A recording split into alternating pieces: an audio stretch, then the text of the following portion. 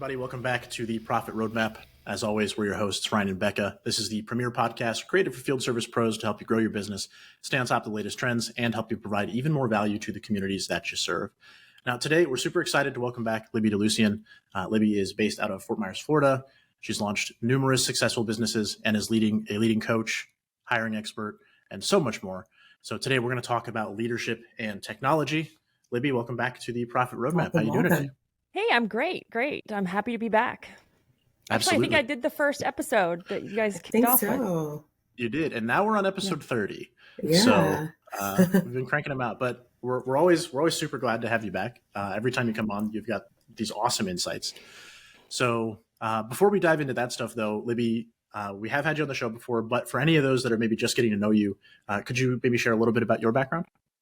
Sure. I have a home service company. We do professional organizing and residential, some commercial cleaning. We're very light in there, but primarily residential cleaning, professional organizing. I have a location here in Fort Myers, and we just launched 2 new locations, one in Texas, one in Oklahoma. Nice. And boy, is that... Oh, congratulations. That is a whole awesome. different business. We're no longer in cleaning and organizing. We're in launching businesses. But my That's goal is to amazing. have 5 launched by the end of the year, or 5 locations by the end of the year. And then I also own Woot Recruit, which is a recruiting process that's outsourced.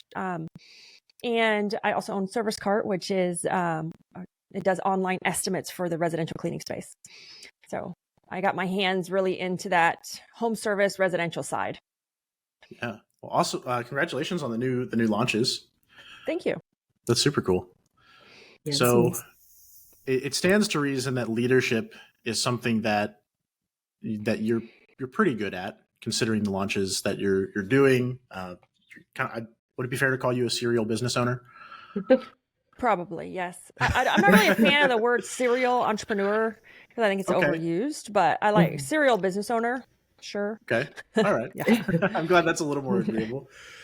So yeah, let's dive into it. So we want to talk leadership and technology today. So first question I got for you would be, what strategies have you found effective when you're communicating with your team during uncertain times that help you maintain transparency and trust? I think I've had a lot of practice leading up to this, going through, like COVID, the shutdowns, going through Hurricane Ian, because it was a great time of uncertainty. And I think one of the things that really helps me with leadership during uncertain times is super simple. It's just to be really open and honest. Like if you don't know the answers, it's okay to say like, I don't know the answers. And it's okay to lean into your team or to admit that we don't know what's going to happen or we don't know what's going on, but then to have that confidence to say, but whatever happens, I'm going to try my hardest. I'm going to do my best. And I think one of the greatest things about being a leader is, and I just had this conversation with somebody Friday, is even with uncertain times, showing that leadership, is the ability to show stability, especially during uncertain times. You have to look stable. Like you have to exude this stability. And how do you do that? It's to be consistent. It's to hold the meetings that you have scheduled. It's to do what you say you're going to do. Because during those uncertain times that, inconsistency and uncertainty breeds instability in our employees. So to work really hard on yourself, to do what you have to do to kind of just be that stable leader. An employee said to me one time, they said, when you cancel a meeting on me, it makes me feel like I'm not important. And I never thought about that because we just get busy being busy and we're like, oh, let me move this meeting over here and Monday's lighter and I'm busy this Friday. And I was like, oh my God, I never thought that. I just was busy being busy. And so now it's like, if it's on my schedule, it's going to happen and I better have a good reason not to. And if it's already there, it trumps everything else that comes up. So to work hard to just really be that stable boss, that stable leader, especially during uncertain times, it's even more important. And to not share with the team certain things. Like it's okay to share that you're not sure, but it's not okay to go into detail because that could scare them. Right. Like, it's okay to say, I don't have the answer, but not share necessarily the nuances of that, because that could breed that instability or fear. So just working on yourself, to me, when it comes to leadership, is the biggest thing that you could do. Work on yourself to really get that consistency in you, to be performing at your top 1%.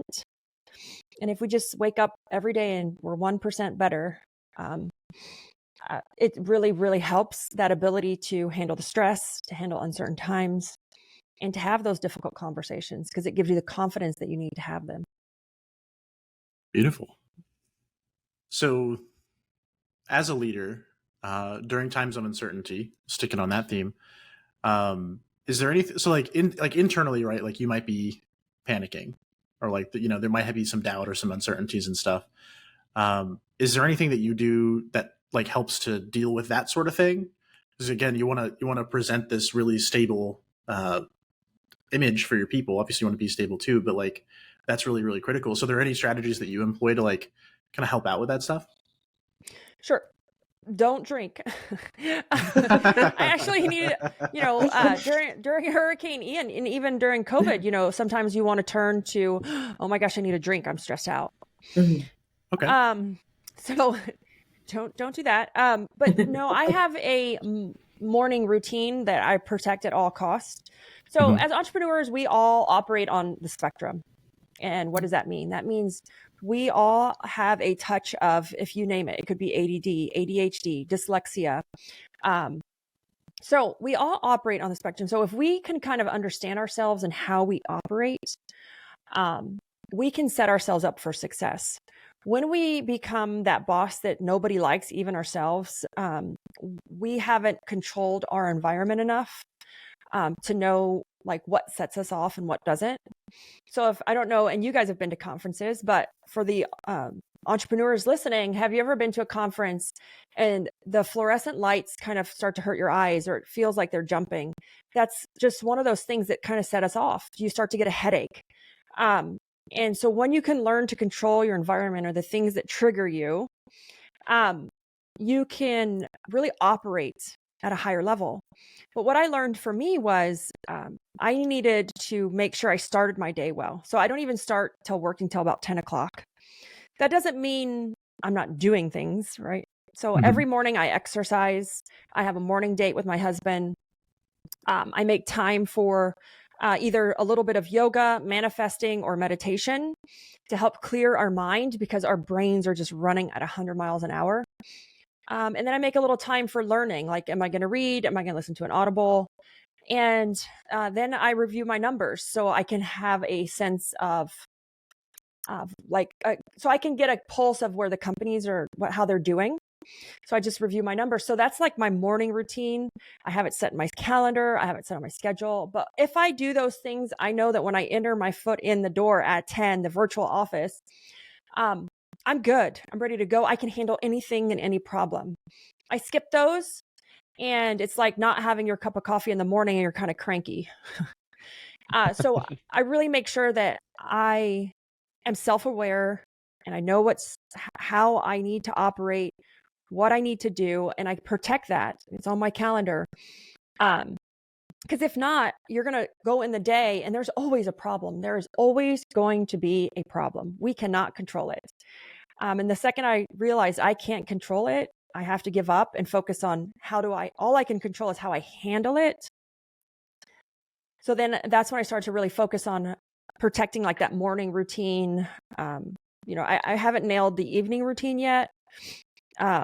But the morning routine, and it evolves. Good examples for the listeners who have kids, that summer's coming. That morning routine is just going to go out the door, and I'm going to have to work on a new morning routine because there's no school now. Creating a space for yourself and discovering or having some level of self-awareness of yourself and how you tick, your triggers, your behaviors, so that you can like choose different reactions to that. I really love that. And being honest with yourself. I'll give you an example. Someone in my office is not the greatest with technology. And, it's not their fault, but but they're phenomenal on the phone. Great customer service. But that's turned into one of my triggers and I just told my office manager, I'm like, please, please, please do not let them come to me with any more technology complaints because I'm going to lose my mind. Like, just please, like, keep them away. Like, any other complaints, I can handle it. But I'm like, because there's nothing I can do. It's technology. Like, we all have the same issue. Like, my Zoom doesn't want to open either today. I need to restart my computer. But I've learned that it's a trigger, and I will turn into that condescending, cranky boss that is just not happy and is making their employees not feel happy. But also, once you see it, address it. Tell your other leadership team, like, this is like, I'm going to lose it if we have to talk about this again. Because if they know it too, it will help. You touched on this a little bit on where do you draw the line with transparency? Because there's some businesses that have like little to no, and that could be to the detriment of the organization. And then there's some that might overshare. So or does it evolve? Like how transparent you are with your employees, your stakeholders? I think that it'll evolve because first you have to decide how transparent do I want to be. Mm-hmm. We share our numbers in my companies. We share our profit. We also share when we're not profitable. And we also have to share why we want to be profitable, because that is where money comes from for other things that the business needs to invest in or wants to better or improve. So it can be uncomfortable for a lot of people. Like, oh my gosh, I don't want anyone to know how much money I make. I'm like, I had a COO in WooRecruit who was making really good money, more than me. And it was because I needed that. I didn't know what I was doing when I started WooRecruit. I needed someone with experience. And so I was willing to pay for that experience. But even he was like, do you want the other people to see how much I make? I'm like, I don't care. You have experience. They should know that. They don't necessarily see what each other makes, no, but they see some of the numbers in the breakdown. So the bookkeeper was going to see what he made. So I think that you have to decide first. It's kind of like social media. How much of my life am I going to share on social media? Have those perimeters set, and then follow them. So it's the same thing with your business. How much of myself or even my family am I going to share with my business? So I want my children to be super involved. So I always take them, but that was a decision. So deciding kind of how transparent do I want to be? And then I think they need to know, yes, but I don't think they need to know the details. And what I mean the details is the things that's going to stress them out. That's our job, right? Yeah. So and it's not that I'm trying to keep anything from them, but they don't need to be up tonight worried about if there's going to be a payroll issue, or they don't need to be up tonight worried about certain things if that's necessarily not their department. But that's my job, is to assume the stress. That's the benefit sometimes of saying, I can book a last minute vacation. I don't have to work this week because I assume the stress from the last 2 weeks. When you see CEOs or entrepreneurs like taking time off, and that's the trade-off. So I think just deciding how transparent you want to be, like with numbers, with profit, because I used to in the old organized office, I'd have the numbers on a whiteboard, and one of the cleaners came in and they're like, you spent $10,000 on marketing? I'm like, yes, I did. They were like, oh my God. I'm like, yeah. And now you want to quit and go open your own cleaning company? Like, do you want to float a $10,000 marketing bill or a $50,000 payroll? And it makes them think differently about maybe why they don't see you all the time, or why you can't pay them 100% of the revenue, because we pay our cleaning technicians a commission-based pay or percentage pay. Then they understand more about like why there's percentages or why they only get a certain amount, because the money's going other places, and they don't think about that stuff. So I like being transparent because it helps with those things, but only to a certain level, because I don't think they need to worry about the nuances of marketing's not working, or our cost per customer acquisition cost is high. That's marketing's job, or sales. That's necessarily not everyone in the company needs to know that. Yeah, I like that. I like that the idea that transparency essentially breeds understanding. and sort Yeah. of frames a perspective that on your own, you're probably not going to come to the perspective that marketing costs your company $10,000 this month if you're, just out doing what you're doing. I No, but respect that. if you want to do it, you also have to be prepared for the difficult conversations and questions that come along with it. Oh, for sure. Yeah, I could see it Because definitely. they're going to ask, Yeah. like, why are you spending $10,000 on marketing? Like, why is, the office admin making, and we just typically show percentages or totals for the month. But you also have to be prepared for conversations if anyone asks. Like, I really haven't had an issue with people asking, but people will ask. Typically, I like to address it before it becomes an issue. That's why I feel like we haven't had a lot of people ask. But there's a great book that covers this if you ever want to share your financials with your staff. It's called Simple Numbers. Actually, it's right here because I was talking about it the other day. No, he talks about it. He's a boring little guy because he's an accountant. Simple Numbers, straight talk. But he talks about the benefits and the pros and cons of really sharing those numbers externally. Going back to sort of the operational side where it comes to like leadership and everything, you get your morning routine down, you nail that, you step in the door, you're ready to go. Like you said, something's always going to go wrong, right? Best case scenario, maybe one thing goes wrong for the day, and you have to really control how you react to that. So how do you prioritize tasks and projects when you come up against some sort of like unexpected challenge or maybe like limited resources, whether it's something small or something like crazy, like what happened with Ian? Like, what does that process look like for you? So, I'm really big into documenting our processes. So, what I've done to really help address these and figure out how to get through them is I've created an entire, we're going to call it portal for our office staff and our field staff. And I've created micro playbooks inside of this portal. It's essentially like our own app where it helps answer how you do anything. So even with Ian, I had an emergency playbook.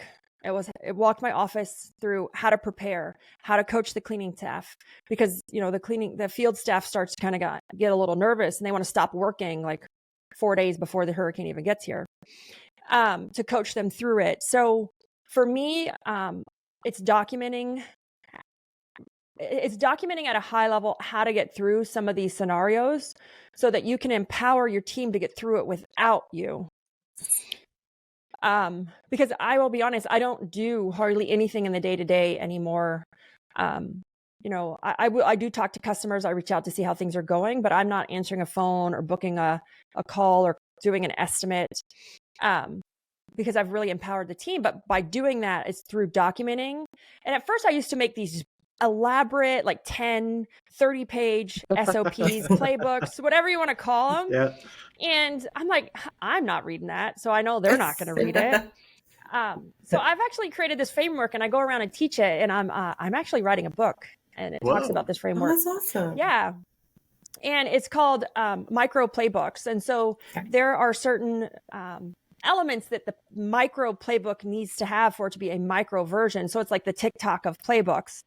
Yeah. And I found that this has really been beneficial. In our tech portal, we have about 350 to 400 micro playbooks inside to really empower them. Like, there's an emergency at the house and what do I do? Like, the dog got out.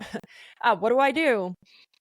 It's really, really made a difference in our company, and it's brought down the noise and the level of chaos that you feel on that day-to-day basis. Because if it's not in there, we make sure we document it.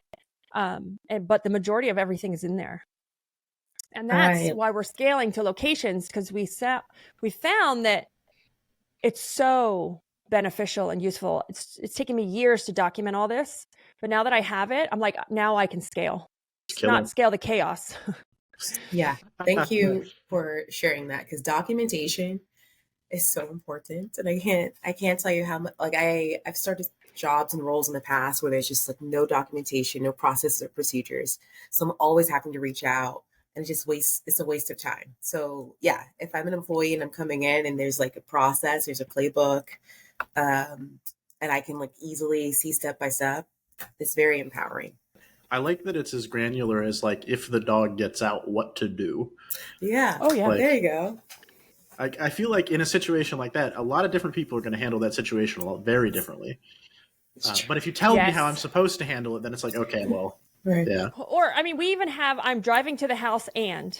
And so it's like, I'm driving to the house and I break down and I get a flat tire and I run out of gas. Like, and so like there's everything answered in there. And then we've tried to also then, because then we realize is people didn't realize there was a response time needed. So then we started to go in there and add time to it. Like within 5 minutes, do this. Within 10 minutes, do this. Because not everyone responds this in the same time frame. We gave them a way to respond or the answer, but then we realized we needed to add a time frame to it as well. On the subject of, you mentioned like, so you're not necessarily taking calls and doing some of the more day-to-day stuff anymore. I'm going to show a little bit of myself here because I'm very much the perfectionist where it's like, I can just do it myself and I can like, I know it'll get done right. As a leader, how do you separate yourself from that in a way where it's like, I'm going to give this to someone else. I'm going to trust them with it. And I'm just going to let them own that process so that I can step away and focus on other stuff. So that was actually my biggest bottleneck when before I was able to grow. It was the whole thought process of only I can do it. I can only do it good enough, but that doesn't allow for speed or scalability. So who cares how it gets done as long as it gets done? And 80% is better than 100% of nothing. So really making sure that you have to know that if I want to grow, I want to scale, I want to reach my goals. And if I'm not willing to let go and give up control, that I'm going to just slow the process down. It is 100% a mindset issue. Because I'm a professional organizer. Like I love things perfect and neat. And for me to realize that I was the bottleneck, I was the issue, I had to kind of just, and it was just like an epiphany. It was one day it just changed. And I was like, okay, like I'm done. I don't care as long as it gets done. I honestly don't care as long as it's close to what we would want. But it's also learning how to communicate better and saying, this is what I want. Here's an example. And this is what the result I'm looking for versus just say, go do this. Yeah.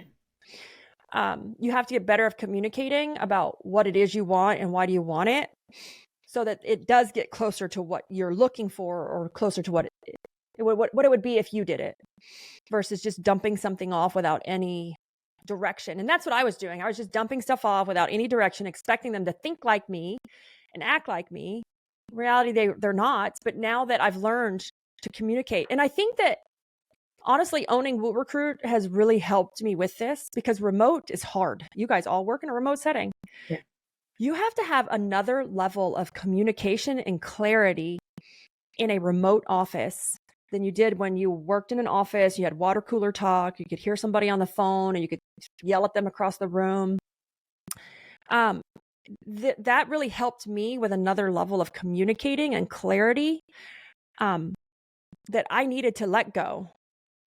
Because I needed to be more detailed in what did I want and what were the expectations and results that we were looking for.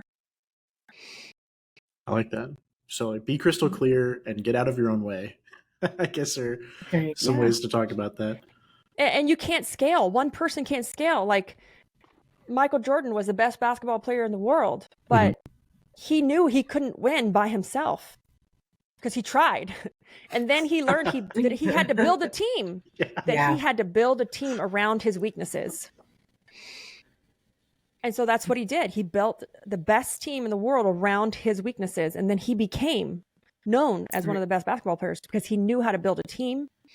And he was okay to say, hey, I'm not good at this or that. I need to go out and recruit, the best defensive player, the best point guard, to make him the best player. Awesome. You build the team and then you trust the team as well. Yeah.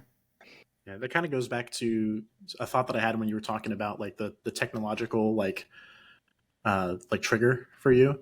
So like for me, like if someone comes to me with a tech issue, I'm like, yeah, man, happy to help you.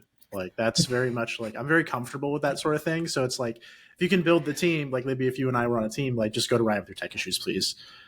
He won't be cranky about Yeah. it. Exactly. Yeah. So I want to pivot a little bit and talk on technology outside of like the ability to like clone myself and then scale with just myself because maybe that'd be neat. But something that I think can be a really good, I call it a force multiplier for things like scaling and time efficiency is automation. So is automation something that you guys are using heavily in your business? If so, what does that look like? So yes, we use automation a ton, especially through SA. Like we have tons of automations built out, workflows, triggers. But I think it's great. But I think that automation has a place, and we need to make sure we're automating the right thing.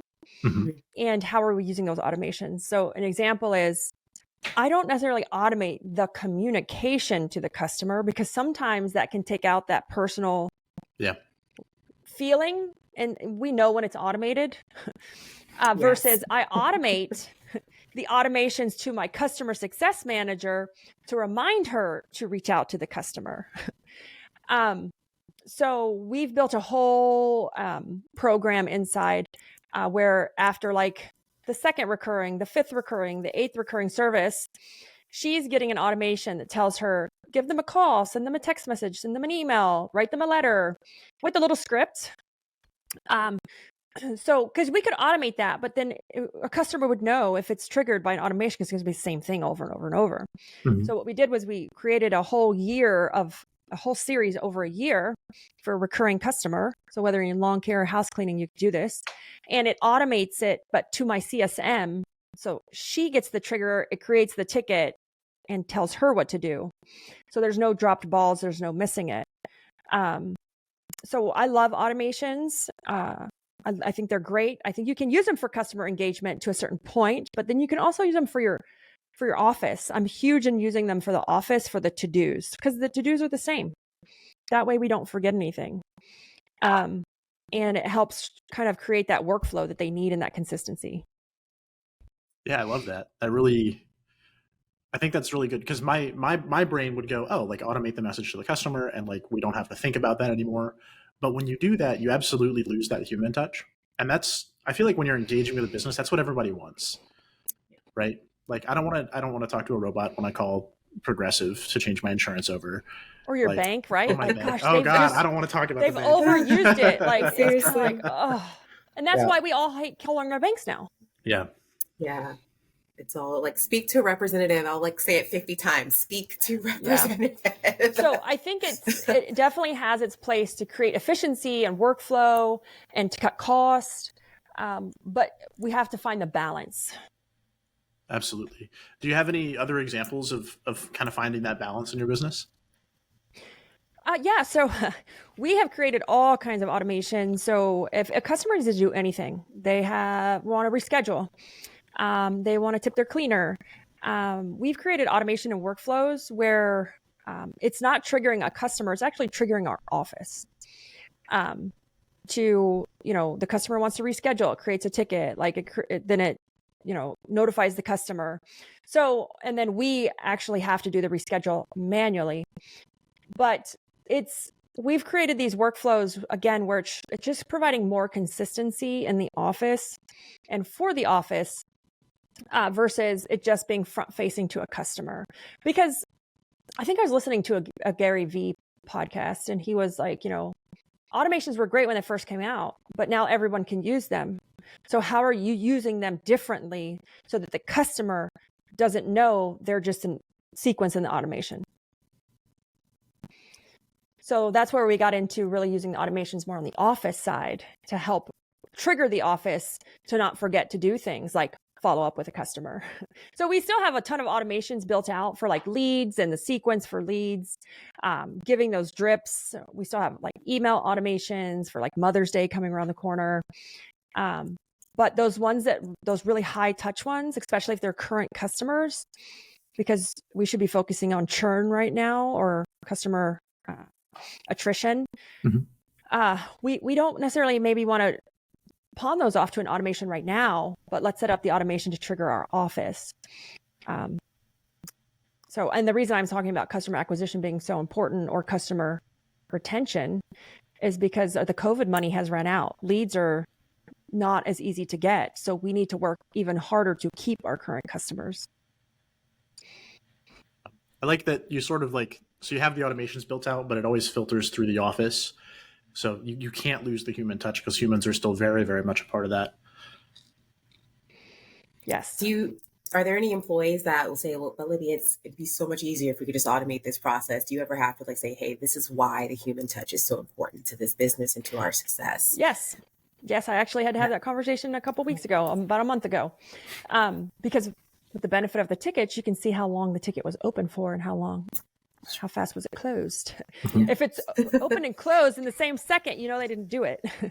So I don't know if anybody's looking at the audit trail in their tickets. There you go. So I was kind of like, And, we do have those conversations sometimes about the why behind it.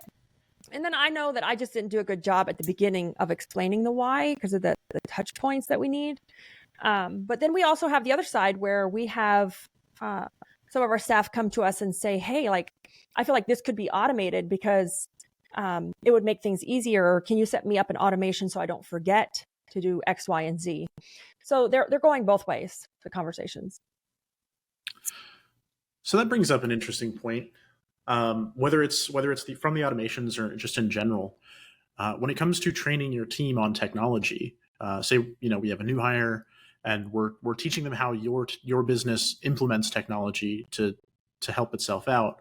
How do you do that while still also maintaining a really significant focus on customer relationships? I think that's why I went with a CSM this year, a customer success manager, to really focus on building relationships with customers. We used to have a field manager, and so I pivoted from a field manager because the field manager was creating the relationships with the cleaners, not necessarily the customers. And as we saw the market start to shift, I said, you know what, we could make a mistake, and you would give me grace if you, as the customer, felt a connection to our company, because there's a difference between customer experience and customer service. Customer experience is how a customer feels. It has emotion. And if you can build a customer experience, they're more likely to have grace if you miss a spot or if you have to reschedule. But if you didn't build that, then it doesn't matter, because you're just providing typical customer service like everybody else. You're not providing customer experience. So I wanted to focus on that customer experience and really dig into that to kind of help build those relationships. And I forgot completely what the question was. No. So really, I guess the core of the question was like, how do you train your team to implement technology without like losing the human element, and like understanding that like technology is a supplement to that customer experience? Yes. So I always say, I own a SaaS, right? A service as a software. I always say that cleaning and lawn care, home service businesses are services as a software, or services as a service. Yeah. Because they're ran on, we're ran on technology. Like, we're a SaaS enabled home service business is what we are. Because we're ran on things like CRMs, like Service Autopilot. People, use different softwares. And it was really interesting to me. I had hired somebody straight out of college. He was great. He was doing my marketing. And when he came to work for us, he was like, I cannot believe the amount of software that it takes to run a cleaning company. He was like, he just thought, it's a cleaning company. How hard could this be? Even he struggled with the amount of tech stack that we have. And so that was a really good sign. Like, I started to kind of like clean up and simplify, and what softwares was I using? And then like, I went and bought another software, but this software already does it. So I'm like, you either have to go all in or you're creating a level of complexity. So the first thing I would say is don't create levels of complexity you don't need to have. Like, stop going off and buying every shiny object and every new tool because it's the newest thing or fancy. Go all in with your software or your softwares, and really understand them. Then the next thing with that is, if you're really driven by software, it's really hard to have someone who isn't tech savvy. You know how many times I've coached cleaning business owners on, they've hired a office manager. They're great on the phone. They're great here. They're a great people person, but they struggle in tech. And it's always an issue if they struggle in tech. So allowing the softwares to train them. So this is what I saw, is they were trying to teach their office staff the technology. They were trying to show them how to use it. They were trying to coach them on it. They were trying to teach them. When in reality, all of the tech companies, all the software companies have training videos. Let them learn it, because they could probably learn it better than us teaching them. And I think that's the bottleneck. Let them dive into the YouTube videos, the training portal. Yes, it will take some time because they're going to have to watch through all of them. But they could probably get a better understanding from the software than you training them, because you're just training them your old habits or the way you use the software, which is limited. They could probably learn it to another level that you don't even know how to use. Like that a lot. Yeah, I will say working for one of those tools that are employed in businesses and stuff, we put a lot of effort in the training side. So huge effort to, I think we in Service Autopilot said we had like a Drive to Digital whole campaign for a year. We tried to get everything we can imagine into a digital knowledge base, just to make it more efficient for learning. So, and I really apologize. I have a lawn care company outside that's loud. But I hope they're a Service Autopilot customer. Exactly. I liked how you distinguished between customer experience and customer service. Those two different things, because I'm thinking of my journey as a consumer. If you give me an experience, I'm probably more sticky to stay with you and to forgive and give grace versus just like a transactional experience. And so that really made me think of AI, how everyone thinks AI is going to take away jobs and whatever, but it's just proof that you can use, every conversation we've had around AI is just, it's a supplement. It's to help enhance. It can't take away the whole process of you still needing human interaction in your customer experience or customer service. Yeah, because I see people in the recruiting space that are trying to get like AIs to make the phone calls to your applicants. And I'm like, no, please. It'd be the same thing as having an AI call your customers to ask them how it was. They're going to know. How warm and fuzzy does that feel? Right. And so I love tech. It has its place, right? Like with AI, it should be the bridge, but it cannot be the foundation. It could be a bridge to make it easier, faster, cut time down, but it cannot be the foundation. And I feel the same thing, when it comes to customer experience, it's the same thing as an applicant experience. If there's too much AI or too much tech, you're taking the human out of it, and we're a human to human business. I want to go back because we were talking about sort of that personal touch and automations, and you made a comment that was, if they open the ticket and it's there for 2 seconds and they close it, that something didn't happen, right? Yeah. So working on the support team, 100% true. But I want to expound on that a little bit. So are there, obviously you've got like, ticket, time to closure, stuff like that, but are there certain metrics that you guys look at specifically that help you evaluate the success of your customer service approach? So that customer service rep is really focused on churn. What is the churn, and keeping it under a certain percentage.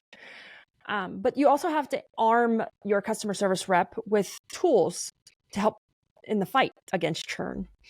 And what is that? So we measure them on a weekly basis, and we try to keep it under a certain percentage. And typically in house cleaning, like 2 to 3% is normal. You get to 4 and 5, that's super high. With cleaning, it's like lawn care. It's not a necessity. It's more of a luxury service, because I can go cut my yard if I want to. I can clean my house if I need to. But these are all people paying us just because they don't want to. So churn is one of those things to keep an eye on. So we measure them off churn, but also you can't just measure them off churn if you're not arming them with the proper tools. And what do I mean by that? Well, we built out a 12-month sequence for her to touch base, call them, text them, how they're doing, to build that relationship. And then the other is she needs a fund to, what is she okay doing without any authority? Like, can she give a discount? Can she say, oh, hey, I'm going to throw in a free refrigerator cleaning because you've been a great customer. Hey, I'm going to do this extra for you. Or, what is her fund that she can spend without having to ask me or the office manager for any insight or permission?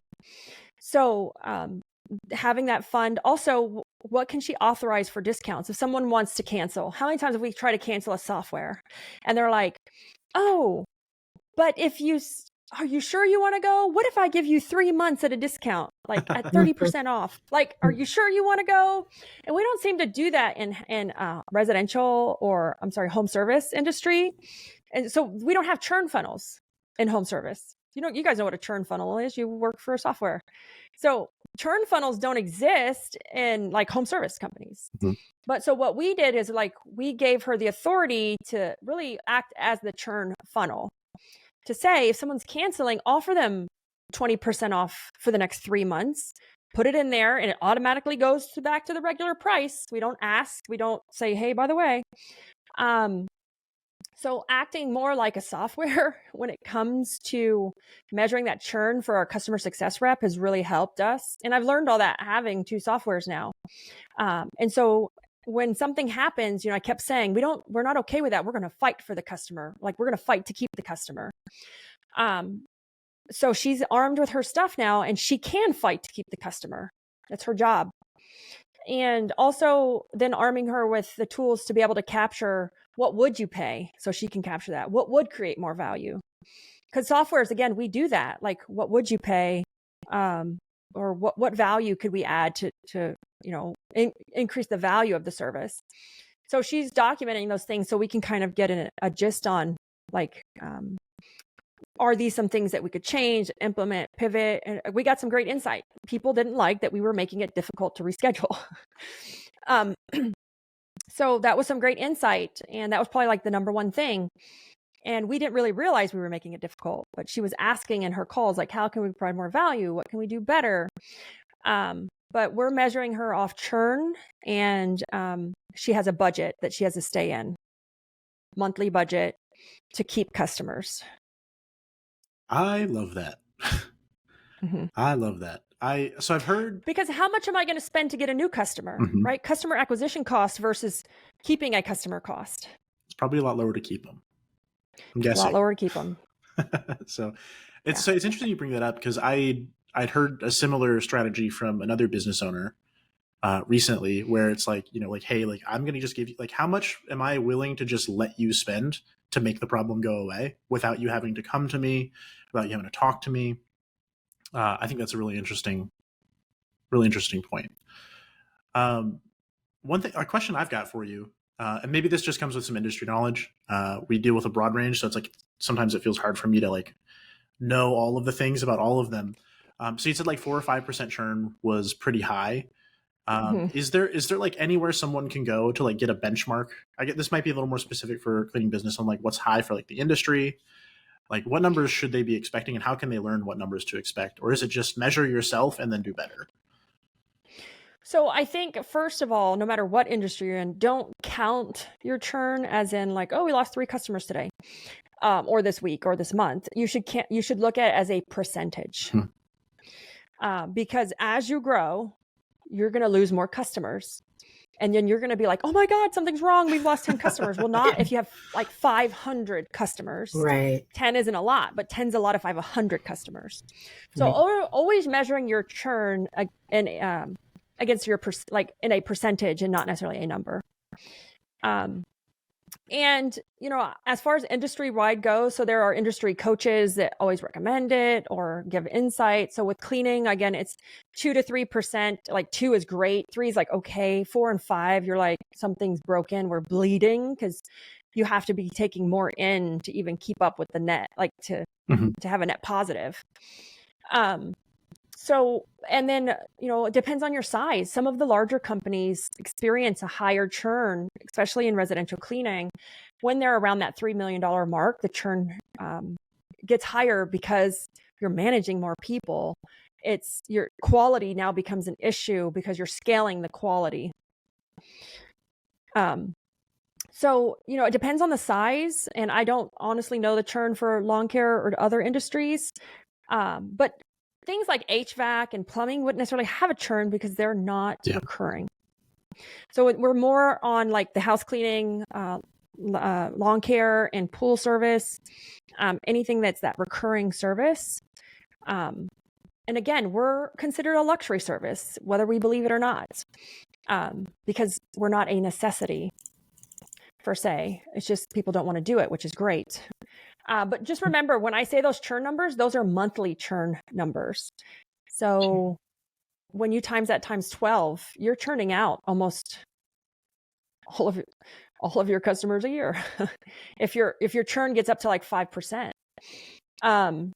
So just watching, or at least half your customers, watching that, and how much am I willing to spend to bring in new customers versus how many are going out the back door? Because I think we get so focused on marketing, that we need to focus more on retention. Retention is actually cheaper to focus on it. Right. I'm sure, do you track like the churn, like trends, the reasons? Is it like yes? So we have a form, and we ask all of our customers to fill it out. We kind of tell them they have to fill it out. And that's why we're only telling them again, I'm running it like a software. I'm only telling them they have to fill it out, because we're trying to get the data. We just want to know what could we have done better. And so we do track the churn, why, the trends. Like for us here, it's all of our snowbirds are leaving. So we're losing a third of our customers, or we already did lose about a third of our customers, but we track them separately. Out of the regular churn, because there's nothing we can do to keep them. We've tried, like it's our season, it's our area. So instead of my office team getting not punished, but instead of it being a negative for my office season, we decided years ago to track seasonal churn and then churn. And so we do track that separately, because then we run different sequences and ad campaigns for the seasonal churn to kind of get them to come back, to remember us. Hey, it's that time of year. If you want your same technician or same spot on the schedule, sign up early. Versus tracking the other churn as well, and then retargeting. Then we also retarget the churned customers. Yeah. The more you say it, I just love the idea of treating for home service businesses, like treat it like a software, like implement these processes of like the churn funnel, empower your employees to offer like a discount in the field to keep someone, like fill out the form to get this data easily so you can like refine your business and your processes. This is really, I love that idea. Yeah. I've done a lot of learning on the SaaS side. So it's really helped. And I'm in a SaaS group with a mentor. And it's funny because I'm in this SaaS group learning, and I'm like, everything is applicable to my home service business. Yeah. I also like the idea of breaking out like seasonal churn and regular churn. I feel like that could, especially if you're sharing that information with your team, right? Like it could be really demoralizing to just see a third of your customers, like that chart just going skyrocketing down. That could be a very panicking moment. But yeah, separating that out and understanding like this is going to happen and that's just the way that it is. And like, it's part of the process, and then, get that spike later. But we've started tracking turnover the same way. So we track turnover and regrettable turnover. Okay. So that takes me back on the first episode. I think it was the first episode. One of the things that you said that still sticks with me is that not all turnover is bad. Mm-hmm. I'm probably paraphrasing that. You said it way more gracefully than I did, but could you talk about that a little bit more? Because I love that concept. Yeah. So we track turnover two different ways. We track regrettable turnover, and then we track turnover. So regrettable turnover is actually because of something we did. Mm. So it's regrettable. So what does that mean? That means we didn't hold up our end of the deal. Maybe we didn't, we dropped the ball somewhere. We didn't onboard them properly. We messed up. That's regrettable. Like they could have been a great fit, but we fludged it up. We messed it up. We dropped the ball. So we track that turnover separately, because then we know, like, hey, or you know what? They're moving to another state. They're getting divorced. Like, that is turnover. But regrettable is to kind of put yourself in perspective to see, like, we missed the boat on this and this is our fault. It will give you some perspective of your office. How organized are you in your onboarding and your employee journey? But no, not all turnover is bad turnover, because it's like recruiting's like dating. We don't know if they're going to be Mr. Right or Mrs. Right. We have to give people a chance. But where we fail as small business owners is once we see that, oh, you know what, they're not a good fit, we tend to just keep them and not, we're going to say, promote them to a new company. We tend to keep them. I like that. Even though we know, you know what, they're not a good fit or they're not a culture fit, but like they can clean good. And we know it. And then by we keep them and it gets out of hand, something happens. We get apathy for our own business. We don't even want to go into our office. And so no, not all turnover is bad turnover. We have to give people a chance. And when we see that they're not a good fit, it's okay to set them free. Like, it's okay to let them go so that they can move on with their life as well. And I think we look at firing people bad as a negative. And it's not necessarily it's not a negative. It's just, it's not a fit, right? It's not a fit, whether it's values, the job quality, capacity, it's not a fit, but they could find another place that's a great fit for them. So we're doing a disservice by keeping them just because we're lazy, because we don't want to go back in the field and clean or go back to recruiting or doing interviews, when we could have set them free to find a better fit for themselves. Absolutely. And I love that you guys track all that stuff, because a very important thing that you need as a business owner to make decisions and be a leader is data. And if you're making decisions without data, you're kind of shooting in the dark, and it's like you're playing the lottery. So you're making decisions based on your feelings. Yeah. There you go. And who knows, like, I could be having a horrible day today, and I'm going to make my decisions based off how my current state of feelings are. And if you don't have that data, we're emotional decisions, which can be dangerous and devastating to a business. That's something, actually. Do you talk about that? I teach that with your teams as well, as like take the emotion out of it. It's like there are times to be emotional as a leader, but then there are times where, like, hey, I have to shut this off and like focus on the logic. So I think emotions are great for helping create connection, right? That's when we want to use our emotions or our feelings to show empathy, to show kind candor, to show that we care. But when it comes to making a decision, we want to use more data. We want to make an educated decision versus like a decision off emotion. So I think, especially like women in business, we have an advantage, I feel like, over men, that we can create better connections with our team because we have that emotional side. So we can create better bonds and closer working teams. But where we lack is the decision-making process, using the data or educated decisions and taking our emotions out. But if we can learn to do those two things, like use our emotions to create the connections and use the data to make decisions, it really helps. It's a great mix. I like that a lot. So one of the next questions that I had for you based on that was kind of what role empathy plays in your leadership style.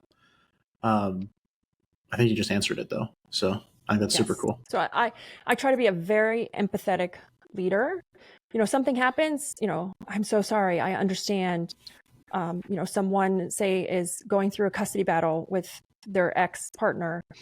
My approach would be like, I completely understand. I've been there.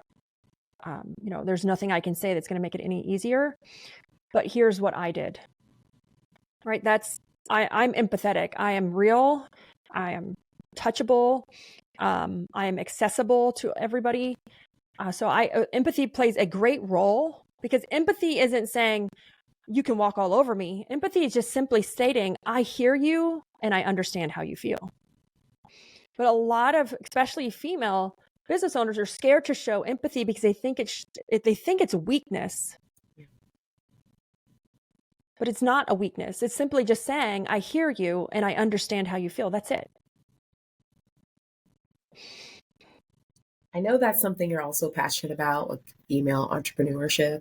And I believe you have a podcast as well that you. It's not all female. There's men on that podcast. Okay. Which is good. We should have both perspectives, but that just made me think, like, I know when I first started out in tech, those thoughts of, like, at the time I worked at a company where it was 90% men. Like, I was probably one of two women. And so coming in with this idea of, like, if I need to be more firm with something, I don't want to get labeled as, like, the aggressive woman or something. So, like, I really resonated with what you said. It's like, I'm not doing that. I'm doing what the guys are doing, but now I'm labeling myself, or I'm self-conscious, or someone is. So how do you fight against that in that space as a female businesswoman leader? Like those mindsets. It's a great question. Actually, the book is going to cover some of this topic. And because, a great example is I am in Dan Martell's SaaS Academy. SaaS is a lot of men in the SaaS world. In the recruiting space, I'm the only girl I know right now that owns a recruiting SaaS. I don't know any. I'm just playing with a whole bunch of guys. So I got put into this mastermind group with SaaS owners. And there I am again. I'm the only girl. Like, everywhere I go, I'm like the only girl.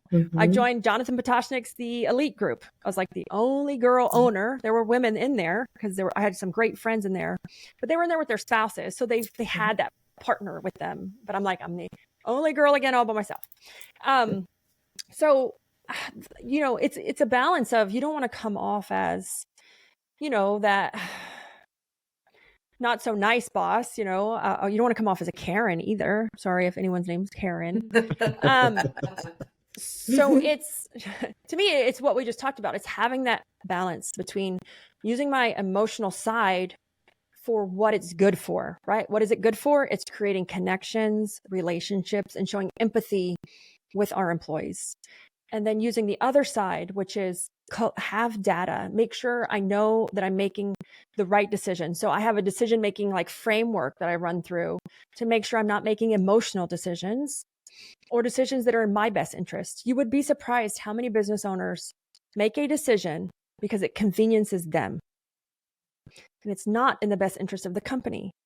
And that is my biggest fear, is that I do not want to make decisions that are comfortable for me. An example is like interviewing. A lot of people are like, oh, I want to do Zoom. They're so much easier, but they're not effective. And that's making a decision because it's easier. It's in the best interest of you. It's not in the best interest of your company. Now, some people have great success with Zoom, but for the majority, it's harder. So having a decision-making framework, always sleep on everything. Do not just make a decision. Have a decision-making framework. Take your emotions out of your decisions. Make sure you're using data or logic to make those decisions, but use your emotional side where it's powerful, because someone asked the other day, I was at a Cody Sanchez thing, and somebody said, how do I compete being a girl in a man's world? And she goes, I don't want to know her answer was, but she said, that's your advantage. So it's actually an advantage because we have the ability to make the data-driven decisions if we collect the data, but we have the emotional way to connect with people where sometimes men lack that. So use it to your advantage. And then the other thing is, for a female, like trying to come up and make it is, I really feel that authenticity is the new currency. Everybody's like speed and AI. It's authenticity, right? Be yourself. Don't try to be something you're not. Be yourself, and be comfortable with yourself, whatever that is. But be yourself, be authentic. Don't try to force it. This is going to sound so funny, but be comfortable in the clothes you wear. Who cares what you like? Don't try to be something you're not, because it's going to make you so uncomfortable and unapproachable. Authenticity is the new currency. I'll take it. Ryan's in like deep thought. Well, He's yeah. in So deep like, thought. so like, I love this topic of like women in like male dominated spaces, and like the industries that we serve in. Like that's the story for sure. And like we did a panel like internally for Explorer for like International Women's Day a month ago. And so my gears are just turning for that because I checked that out and it was insightful because you brought up some of the problems, like I see them like even like in my own life and stuff, and it was eye-opening to realize there are different experiences out there because it's just not something that I was completely aware of. So yeah. And I think, with women, we struggle a lot with imposter syndrome, right? We struggle a lot with self-confidence. Yeah. And, we were raised it's in us. It's how women are raised. It's we're that you grow up, you get married, you have kids. You have to be the nurturing, empathetic, be a babysitter, like person. And where men are raised more with natural confidence, right? Yeah. And so it's different. Men have their struggles as well, and women have theirs. And I think, especially we see more and more women entering that entrepreneur space or coming into tech, right? Making it into the tech world. And, it's hard to fight that imposter syndrome. And I think, my morning practices that I do keep my mind clear. The other thing I do is I'm a habitual Facebook blocker. So if I've blocked you, I apologize. I apologize, but I had to go block all my competitors, not because I don't want them to see what I'm doing. They can still see my profile is public. I block them because I get in my own head and I get distracted. And then I'm like, oh my God, look what they're doing. And I have to stay focused. And so to avoid that imposter syndrome or that lack of confidence that, yes, I still get all the time because people are like, oh, I bet you're so confident. I'm like, I have to make it. I have to set it up for success. I block people or unfollow them all the time because I don't want to get in my own head. Like someone actually came up to me. He owns a recruiting software that's a competitor. He goes, Libby, are you mad at me? I was like, not that I recall. He's like, well, you blocked me on Facebook. It's like, I wanted to check out what you were doing. First, it made me feel good because he was looking and he was like, what's Libby doing? And then I was kind of like, no, you know what? I blocked all my competitors because I don't really care what you're doing. I want to see it. It's a distraction and I'm focused right now. And I don't want to harm that focus. And so like for any women out there listening, like if you're struggling, you have to control your surroundings. You have to know how you operate. You have to know what those triggers are. And you have to know how you operate well too, though. And take action on it. Like I went and blocked all kinds of people. And some of them I told that I was friends with. Like I'm friends with one of my competitors, another one. And I said, hey, dude, I'm blocking you because I don't even want to know what you're doing. I'm so focused trying to get something done. I can't see it. It's a distraction. And I'm going to get all in my head. So just controlling that, like learning and when you feel something, like when something upsets you, sets you off, you get in that and you get in your own head, realize, like pay attention to what did it and then eliminate that. That's brilliant. Because I've had moments like that where I get online and I get that feeling when I look at people who are in a similar field as I am, and it looks like they're progressing and I'm not. Yeah. Even though I know I am making progress, but maybe on a different scale. So I liked how you said you block them because you can get easily distracted by the noise. Yeah. And you forget your task, your focus, your vision. So it's like, stay in your lane. There's many ways to arrive at the same destination. Like, don't get distracted by what everyone else is doing, because that can be very easy to do. Oh yeah. And that it doesn't even matter if you're a business owner or not for that. Like it could be your family. Like, are they bringing you down? Are they getting in your head? Like whoever it is, as a business owner, to be a great leader, because we started with all leadership stuff. To be a great leader, you have to have such clarity in your head You have to learn how to avoid stress, cut it out. Whatever's stressing you out, cut it out. You also have to understand yourself. And that goes to everything from a morning routine to decision-making frameworks to blocking people on Facebook, so that you can really operate at your prime, no matter if you're a team member, an entrepreneur, or working in one of the companies.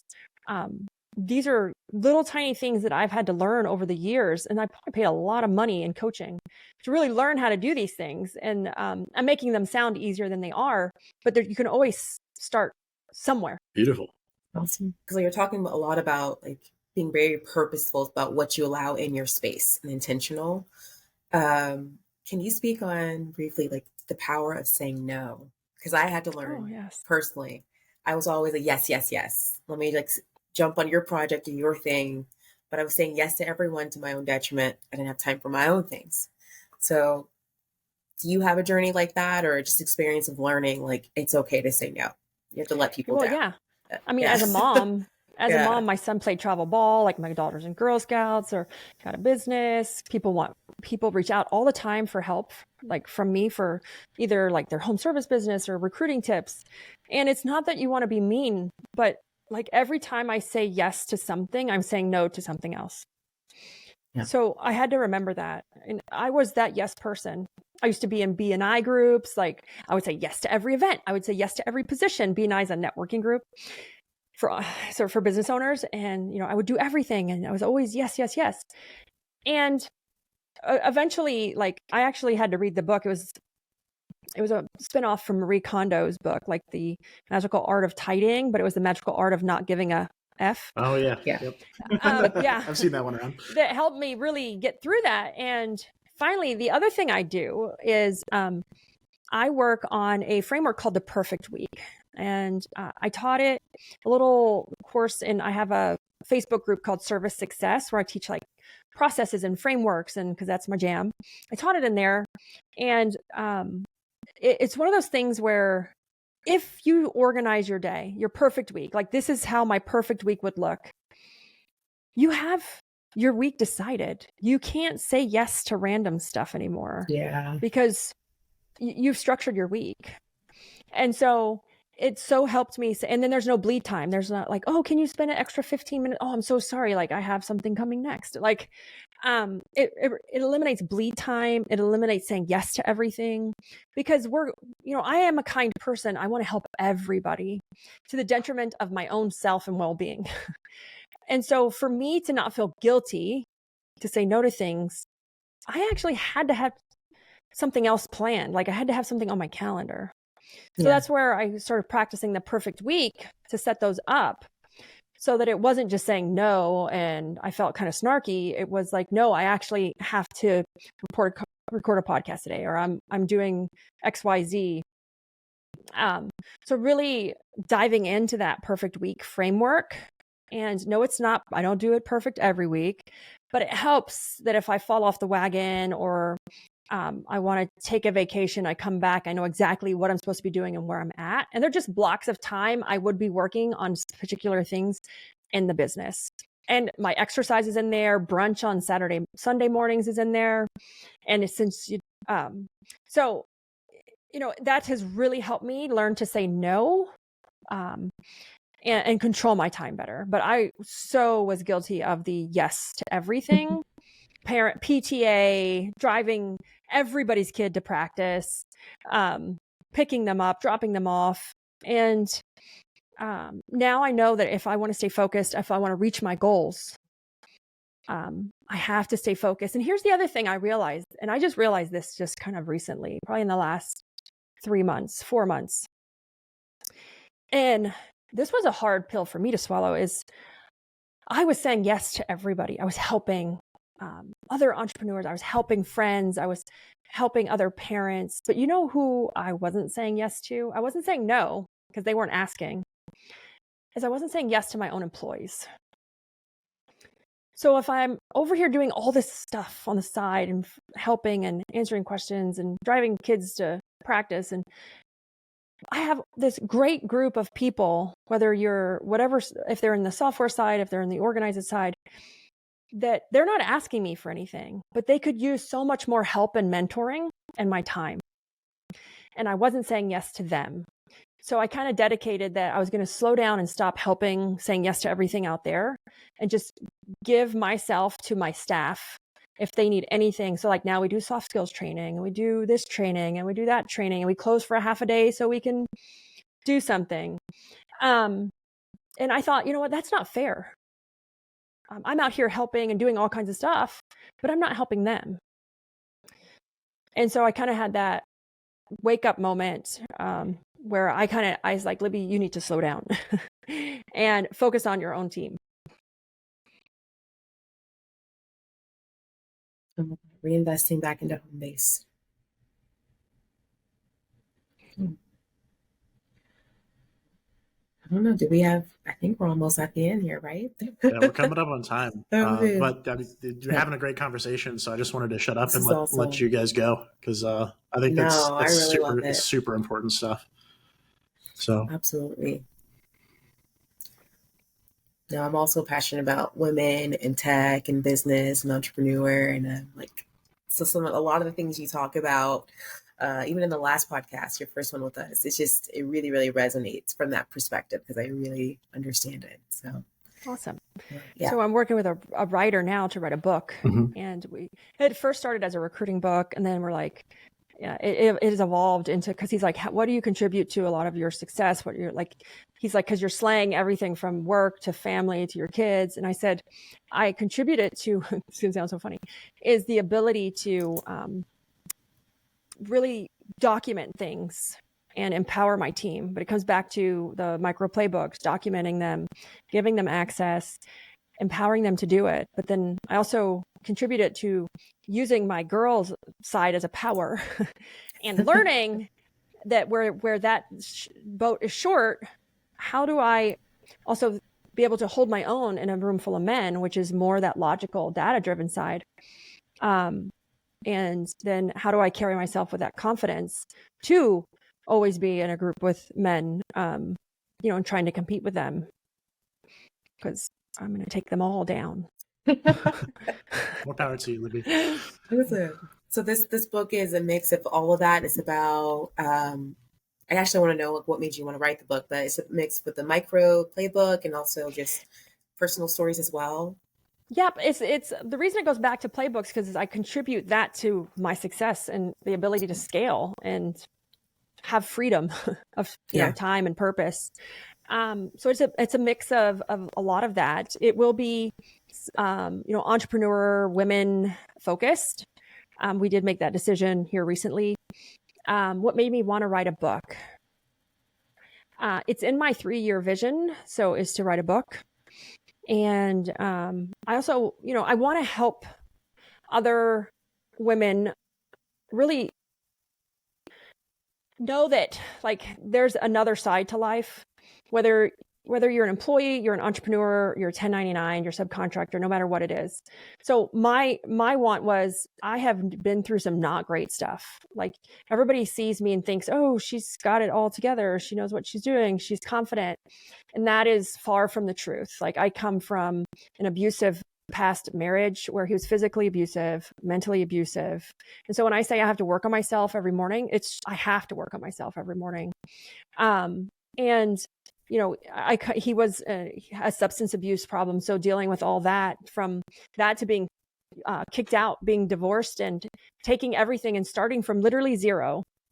So there are so many people, women or men, that have to start their lives over. And you're not starting over, you're starting from your experience. And so I want to share that, we can go through bad things, but it doesn't define who we are. And I was always hesitant or almost ashamed to talk about it because I thought it made me look weak. But over just working on myself and learning and doing exercise, breathing exercises, and just understanding myself more, it's what's made me so strong. And I want other people to know that it's okay. It doesn't matter what happened to you in your past, because it doesn't define you. It actually is one of those things that can actually benefit you, because it's how I'm so strong when it comes to difficult moments or difficult decisions. Because I look at that and I'm like, well, this is nothing compared to what I dealt with 15 or 20 years ago. And so it kind of evolved from there, the book idea. And then Dan Martell, he's one of my personal mentors. He's like, you need to write a book. You need to write a book. And I'm like, okay. But I'm like, here comes the imposter syndrome. Who would read my book? Who would read what I have to say? And we would read it. Yeah. Sure. So I'll pre-order it. You know, it's getting into your own head again. You're like, well, who's going to read what I have to say? And luckily I have great support. People are around, and I did hire a writer. So it's the writer of Buy Back Your Time, who's was a big book. He's helping me write the book, just kind of taking my own words and writing them for me. So it's super exciting. He makes me sound so smart when he rereads the stuff back to me. Like, wow. But it really spawned from there. And I contribute everything back to my organizing side of, I love to document what we do and how we do it. I love to create it so that it's digestible and that it's usable.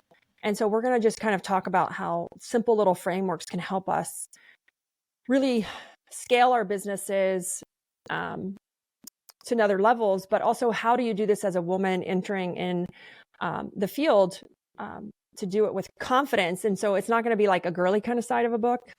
We're going to probably say some stuff some people may not want to hear. I like it. I think anyone that's been through crap in life and had to like hit rock bottom and come back up and start over, I think it'd be very inspirational. And if you haven't, it's still inspirational to read. So when can we expect the book? I have no clue. Okay, no, it's still writing. It's still being We're still writing. Yeah. Okay, awesome. Okay. Well, when it gets closer, when you have it ready. Yeah. Yeah, when it gets closer, we'll have you back on. You can announce the book tour. I know that's a whole nother thing. It's like a book launch. Yeah. I'm like, oh my God. So I'm excited to see. I would have never done it if I didn't put myself in a peer group, right? That held me to a higher level than I held myself to. And so I've put it down that I've always wanted to do it, but putting myself in that peer group is one of those things that it really puts that pressure on you to up level yourself. That's awesome. Well, Libby, thank you so much for coming on to the Profit Roadmap. Every time we talk to you, it's always super inspirational. It's awesome. So thank you. Genuinely, from the bottom of our hearts, thank you so much for your time. Thank you for having me. I always love coming on. All right. Well, like I said, we'll have you back. You can announce the book tour. It'll be a lot of fun. Absolutely. So Libby, if people want to learn more about you, where can they find you? Oh, yes. So I'm the only Libby Delucien in the world. Wow. So, very unique. but That's if awesome, you cannot spell my last name, you can look for thegirlinthehat.com. So because I wear a hat, so it's thegirlinthehat.com, or you can just go to libbyd.com. It's pretty simple as well. Thank you everyone so much for listening to the Profit Roadmap. And remember, you can listen to this show on all major streaming platforms, including Apple, YouTube, Spotify, and more. Be sure to visit our show notes at serviceautopilot.com/podcast to get the links to all topics we covered in today's show. And if you got any questions, guest recommendations, or if you want to be on the show, email us at profitroadmap@exploretechnologies.com, and that is spelled XPLOR.